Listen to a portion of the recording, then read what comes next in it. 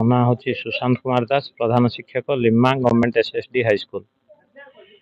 ପ୍ରତିବର୍ଷ ଭଳି ଏ ବର୍ଷ ପିଲାମାନଙ୍କର ଯେଉଁ ଆଶା ଉତ୍ସାହ ଥିଲା ଯେ ବାର୍ଷିକ ଉତ୍ସବ କେବେ ଅନୁଷ୍ଠିତ ହେବ, ତାହା ଆଜି ଅନୁଷ୍ଠିତ ହୋଇଛି। ସବୁ ପିଲା ଖୁସି ଏବଂ ସମସ୍ତେ ଏହି ଉତ୍ସବରେ ଭାଗ ନେଇଛନ୍ତି। ବିଭିନ୍ନ କଲଚରାଲ ପ୍ରୋଗ୍ରାମ ମଧ୍ୟ ସେମାନେ ଅଂଶଗ୍ରହଣ କରିଛନ୍ତି।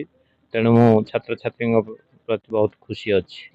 ଏମାନେ ନିଜର ଯେଉଁ ଖେଳକୁଦ ବିଭିନ୍ନ ପ୍ରତିଯୋଗିତା ହେଉଛି ବିଦ୍ୟାଳୟରେ, ସେ ଡିବେଟ୍ କୁଇଜ୍ କମ୍ପିଟିସନ୍ ହେଉଛି, ତାଙ୍କ ଭିତରେ ବିଭିନ୍ନ ପ୍ରତିଦ୍ୱନ୍ଦିତା ହେଇକରି ସେମାନେ ନିଜର ଯେଉଁ ଦକ୍ଷତା ଅଛି ପରିପ୍ରକାଶ କରୁଛନ୍ତି। ଖୁସି ଯେହେତୁ ମୋ ସ୍କୁଲର ବହୁତ ପିଲା ଲିମା ସ୍କୁଲର ପର୍ବରେ ପାର୍ଟିସିପେଟ୍ କରି ବହୁତ ସ୍ଥାନ ଅଧିକାର କରିଛନ୍ତି। ସେମାନେ ବହୁତ ଇଣ୍ଟରେଷ୍ଟେଡ୍ ମଧ୍ୟ ଅଛନ୍ତି ଖେଳକୁଦ ସବୁଥିରେ।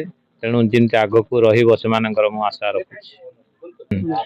ଆମର ଓଡ଼ିଶାରେ ଆମ ବିଭାଗ SC ST ଡେଭଲପମେଣ୍ଟ ଡିପାର୍ଟମେଣ୍ଟ ବିଭାଗର ଯେଉଁ 400 ଏଭୋଭ୍ ହାଇସ୍କୁଲ ଅଛି, ତା ମଧ୍ୟରୁ 50ଟା ହାଇସ୍କୁଲକୁ ଅଲରାଉଣ୍ଡ ପରଫର୍ମାନ୍ସ ପାଇଁ ସର୍ଗିଫୁଲର ଷ୍ଟେଟ୍ ଲେଭେଲରେ ଫେଲିସିଏଟ୍ କରାଯିବ। ସେଥିମଧ୍ୟରୁ 50ଟା ଭିତରେ ଆମ ବିଦ୍ୟାଳୟ ସ୍ଥାନ ପାଇଛି।